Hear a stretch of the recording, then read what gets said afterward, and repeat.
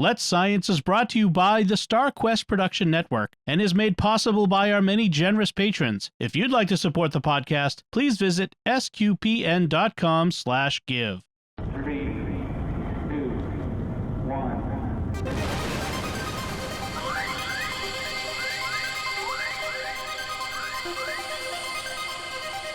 We live in a universe of scientific wonders. Every day, scientists are inching towards breakthroughs which can change our lives. We're playing our small part in sharing these wonders with you. That's why today is a fine day for science. So let's science. NASA is going to launch the Artemis I mission. It is going to officially kick off the Artemis program. So the Artemis program has been running for a while, but the first mission of the Artemis program is going to literally launch, and this is very, very, very exciting.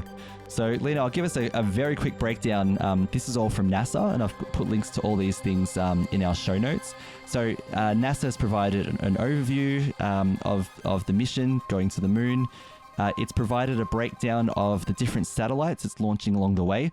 There's an awesome infographic, so it's got pictures with diagrams showing each stage with what's going to happen. And they've also made a video that goes for about 10 minutes, which is really good. The video goes into a lot of detail about the details around the mission too. So I'll just give a bit of an overview of what's actually happening in this mission. Artemis is in Greek mythological legends. Artemis is the sister of Apollo. So the I also remember that. Yeah. So the first moon missions was the Apollo program. And they used the Saturn V rockets, which was this huge monster of a rocket. It's just amazing. And there's a documentary I recommend. It's like a documentary film called, I think it's just called Apollo, or the Apollo missions.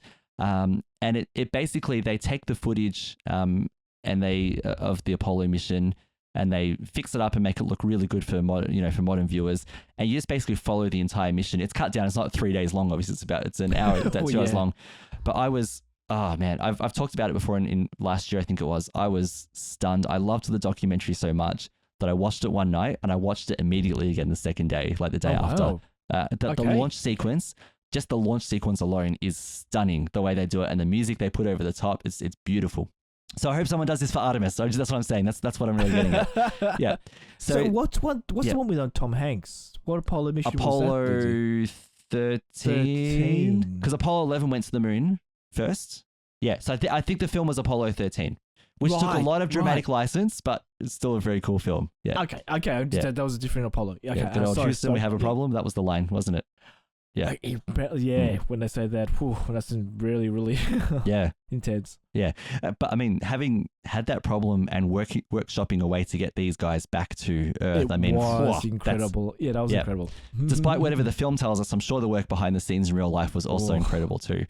Yeah. I would have so much stress trying to get those astronauts for back sure. home. You're trying to get people, human beings back to Earth. I mean, they're trapped in space. There's no rescue. You can't send anything up there to bring them back. So No. Yeah. Wow. Yeah. Okay. So Artemis.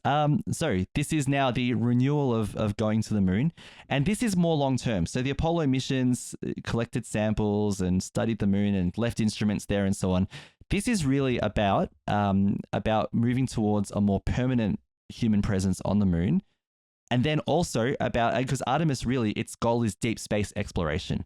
So from the moon to Mars and beyond into the rest of our solar system. So we're talking about a very, very, very long-term mission, which will develop and grow over time. And the first vehicle that's part of this is the SLS, or the Space Launch System. And it is a mega rocket. It is a huge, again, amazing piece of technology. And it's taken a long time to build it. And the rocket, from memory, cost about $1.8 billion. Whoops. Wow. Because it's new. It's a combination of old and new technology. And it's not just the rocket itself. It's the platform that it launches from as well. The launch mount. It's the people that work behind it. Exactly. That's all gets in the mount. Yeah. Yep. And it's NASA working in collaboration with all kinds of space agencies, the European Space Agency, JAXA, the Japanese Space Agency. There's all these different collaborations. And the vehicle itself, the Space Launch System, is a system. It's a combination of different modules that have been made by different companies and put together. Oh, wow. Yeah. So, the second stage engine that pushes the Orion spacecraft is a European system like device, or vehicle. So it's pretty amazing what they've put together. So a bit of a profile of the mission itself, and I'm just using NASA's website to help here. So Artemis I will be the first integrated test of NASA's deep space exploration systems. This is the combination of the Orion spacecraft, which includes the Orion capsule where human beings will eventually, astronauts will eventually travel in, the Space Launch System, which is the rocket, and the ground systems at Kennedy Space Center. So this is the whole system. The first in a series of increasingly complex missions. So this is the easy one, even though it's really complex, because it's actually going to get more and more complex as they go. This is the easy one, although it's not easy at all, because the second mission will have people on it and will have a different purpose, and the rocket will be a different configuration. So this is yeah. So this is an uncrewed test flight, and it will provide a foundation for human deep space exploration and demonstrate NASA's capability to extend human existence to the moon and then beyond. And so that the implication there is Mars to start with. There we go. Yeah. Yep. That was good. Yeah. So during the flight, the spacecraft will launch on the most powerful rocket in the world. And that's true until Starship is ready. This is the most powerful rocket. Starship will be more powerful and larger. But this is the most powerful rocket to date. So this is why I think it's really cool to watch, because this is a monster mega rocket that they're launching. It will go further than any spacecraft built for humans has ever flown. It will travel 280,000 miles. I don't know what that is in kilometers from Earth. Wow. Thousands of miles beyond the moon, and over a course of about, say, they say a 4 to 6 week mission. So that's variable depending on how the outcomes are achieved. It'll stay in I thought it would be space longer. Oh, wow. Okay. No, so this is a whole a round trip. So go to the moon, orbit for a couple of days, come back to Earth, and recover the capsule. And this is to test that the whole system works. Cool. Yeah, that makes sense. Yeah. Yep. So it will stay in space any longer than any ship for astronauts has done without docking to a space station, and return home faster, as in speed, and hotter than ever before. So basically, it will launch from Launch Complex 39B, which is NASA's spaceport at Kennedy Space Center in Florida, which is where you see most American rocket launches happen from. At the moment, yeah.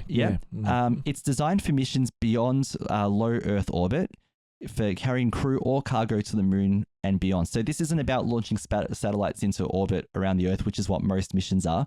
This is about taking people and equipment beyond Earth's orbit, so to the moon and beyond.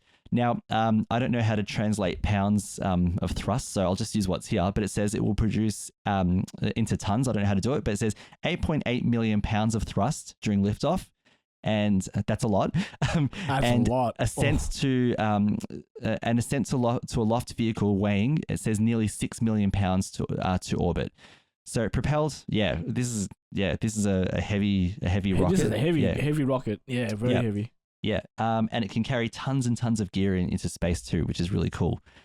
So it'll be propelled by a pair of boosters. So the boosters are those tall white rockets on the side, and 4 RS-25 engines. Now these are actually the engines that were used on the space shuttle as well.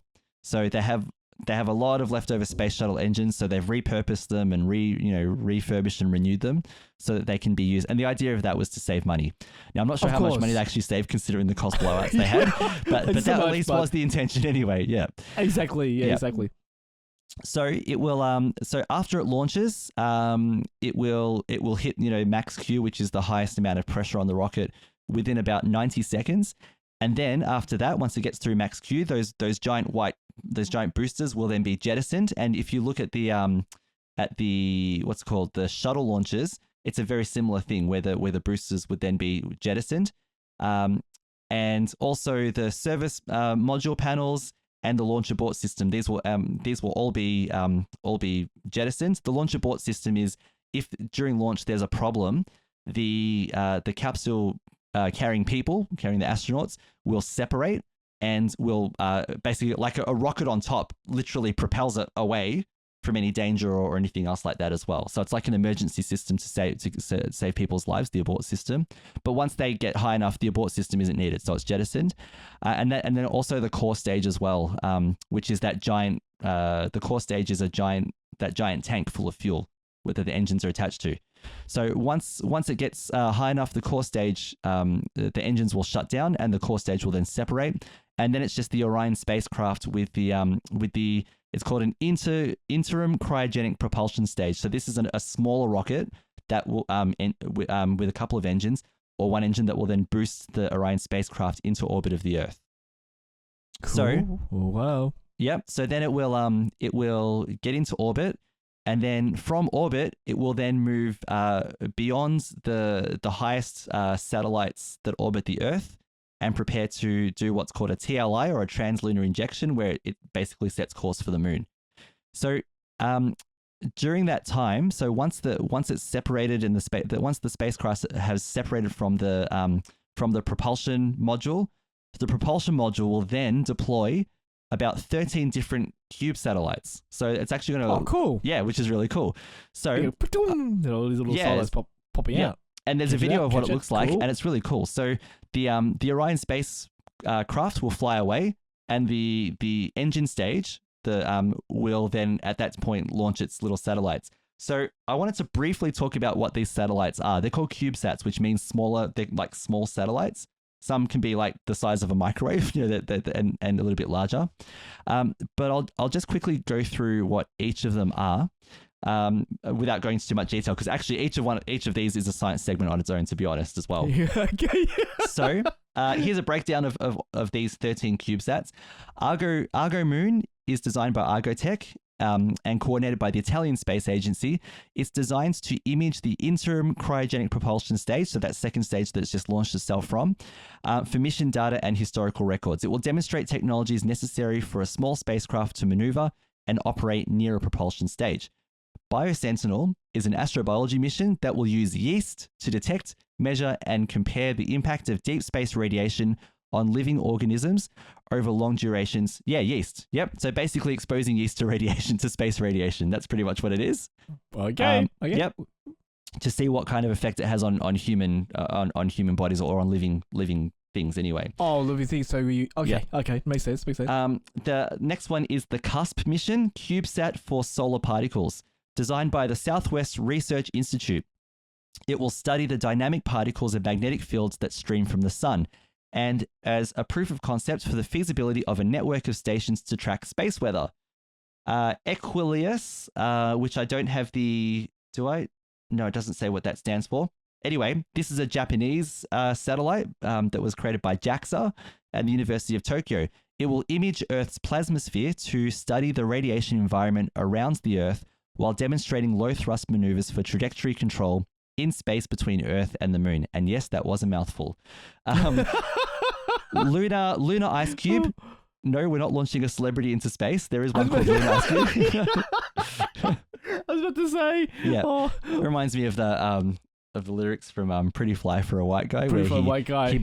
He tried to buy Ice Cube, but he bought Vanilla Ice instead. Vanilla Ice. Yeah. Yes. Anyway, that's going back to a long time ago. Anyway, so Lunar Ice Cube is a lunar orbiter, so it's going to orbit the Moon, and it will search for additional evidence of lunar water ice from a low lunar orbit. Now, the water and ice on the Moon is really important because that can be converted into a fuel source for launches from the Moon later on in the future. Oh, wow. So the Moon might become a petrol station or a gas station, depending on how you say it. A gas station or something. Yeah. I hope the prices there are cheaper than they are on Earth. I just want to say that much. Oh, man. I can imagine it will be so expensive. Yeah. What? $500 a litre? What? Come on. Google Maps. Yeah. What if I've got my Google Woolworths Space. discount card? Yeah. How many points do I get for that? Google Space Maps. Yeah. Your next stop Turn is left the at the Moon. next moon. Yeah, that's right. Turn left at the Moon. Wow. That's cool. Yeah. I like that. Yeah, it's a good one. The next one is called Lunar H-MAP, or the Lunar Polar Hydrogen Mapper.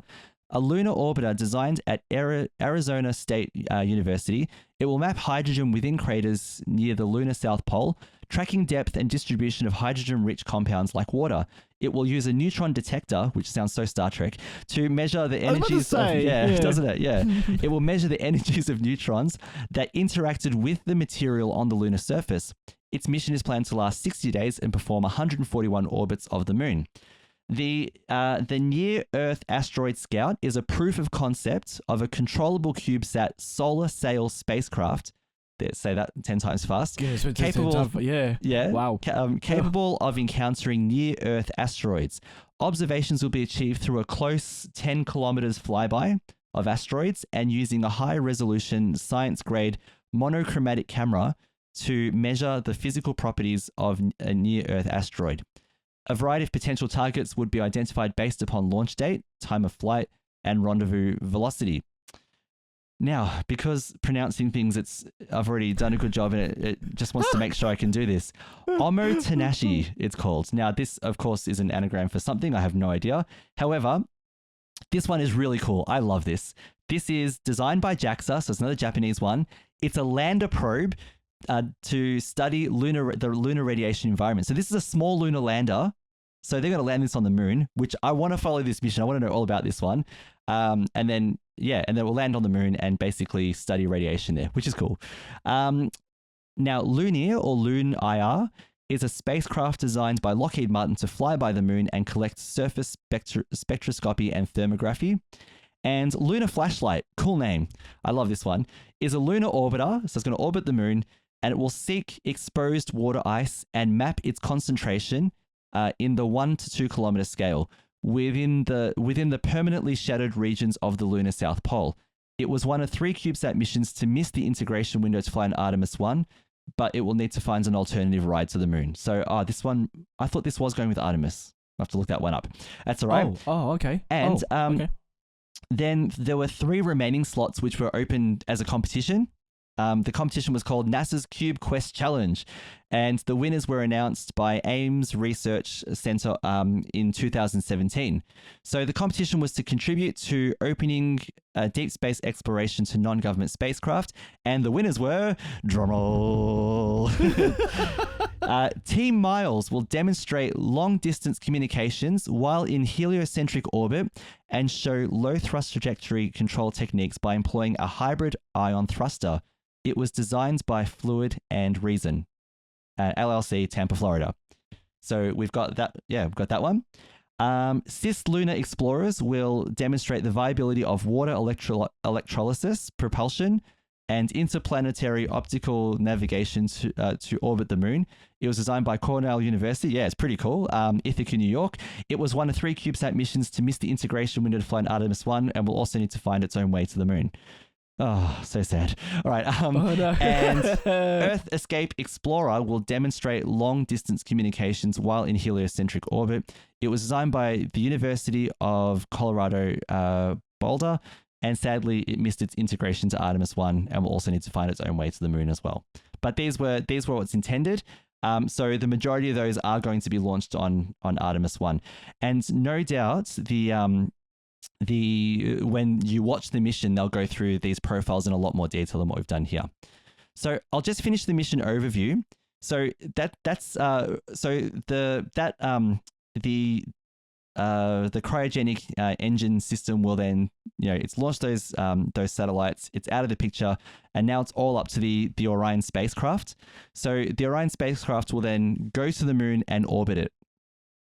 So to be propelled by what's called a service module, which is like an engine module, like another vehicle. And this will supply the propulsion and power, and as well as the air and water for astronauts on future missions. So they're testing everything now to see what the conditions are like for astronauts in the capsule, the Orion capsule, which is the part where humans live in. Gotcha. It's going to be inside. Yeah. Yes. Yep, yeah. Makes sense.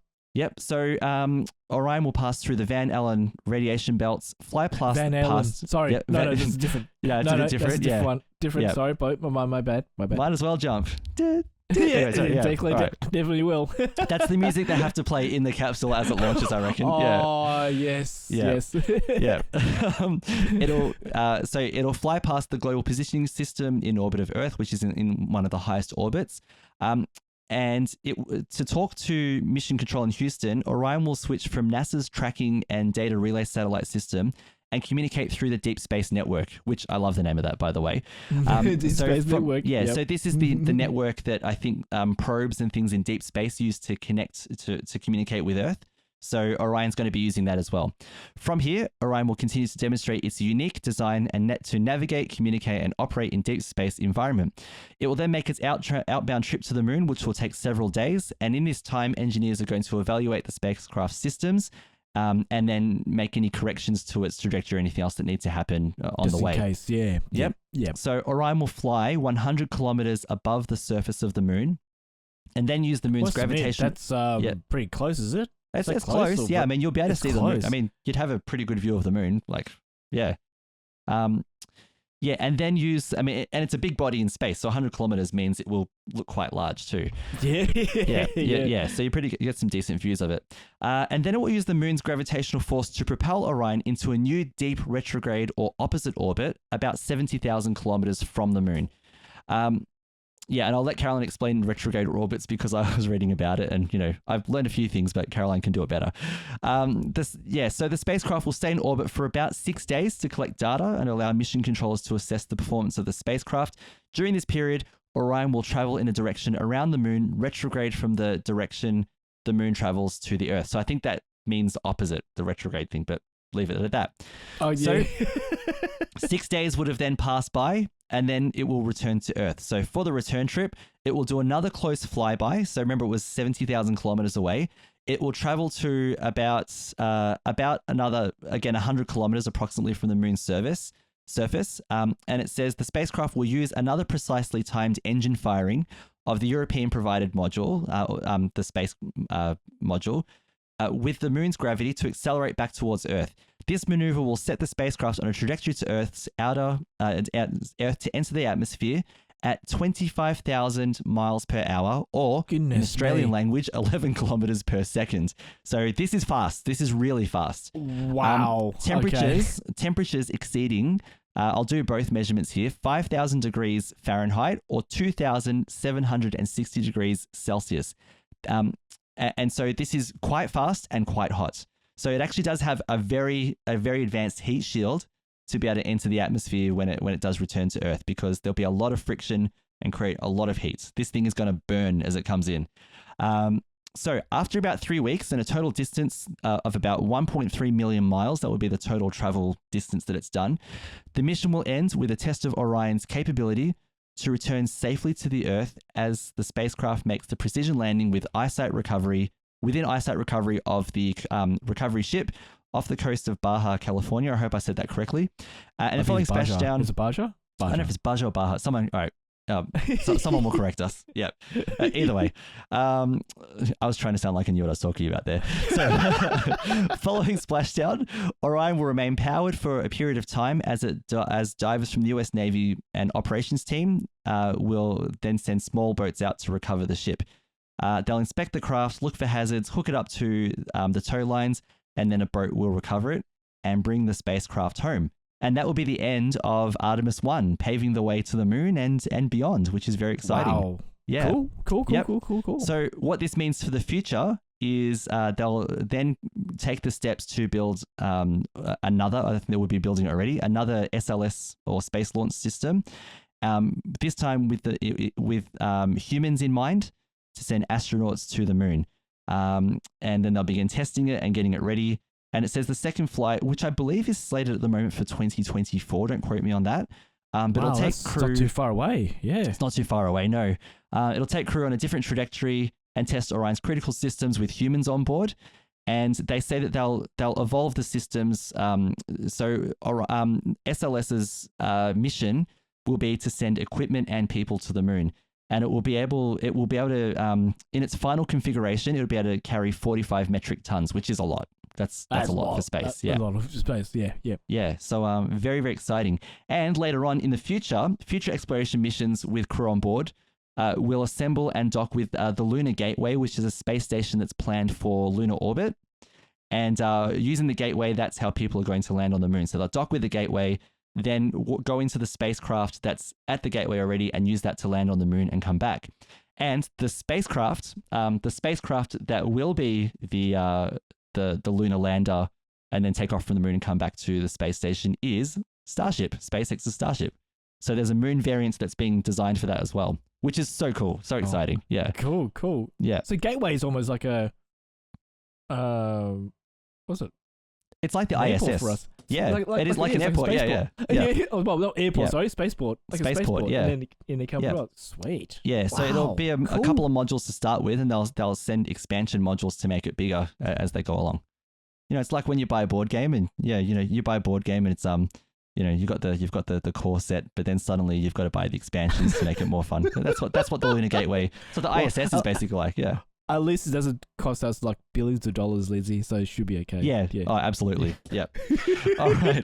So very excited for that mission and can't wait to see what all of you, watch it, people, watch it. In Australia, it will be on, I look at my calendar, it's Monday the 29th in Australia at 10:33 p.m., which is actually pretty decent because these things happen at crazy times normally. And I am so glad it is not happening during the day when I'm at work, because if it's in a class, students are going to be watching SLS. I'm sorry, that's what they're going to do. Yeah, that's education. And why I'm excited, not just because it's a big flamey rocket, but also this is history. This is a first, all right? A first rocket of this type. A first in the sense that this is not just a moon rocket, but this is about going into deep space, the moon and beyond. This is a first because this is the furthest a spacecraft has been from Earth that's designed to come back to Earth again. So there are a lot of important firsts in this, and very exciting. So looking forward to that. Yeah. We should live stream watch it. No, I'm kidding. No, we won't do that because it'd just be me going, oh my gosh, look at that. Anyway. Yeah. No, let's not do that. Let's Science is brought to you by StarQuest Media and is a fortnightly podcast that brings you the scientific wonders of our universe from a distinctly Catholic point of view. For more from Caroline, Lindsay, and friends, listen to the StarQuest show, Catholics of Oz. Find links from today's show at sqpn.com/science and find the Catholics of Oz at sqpn.com/Oz. Be sure to follow the show in Apple Podcasts, Google Play, wherever you can find podcasts, or on the SQPN YouTube channel. The generous donations of our patrons at sqpn.com/give make it possible for us to continue Let's Science and all the shows at StarQuest, which makes our nonprofit mission possible. You can join them by visiting sqpn.com/give. Join us next time for more scientific wonders, and thank you for listening to Let's Science on StarQuest.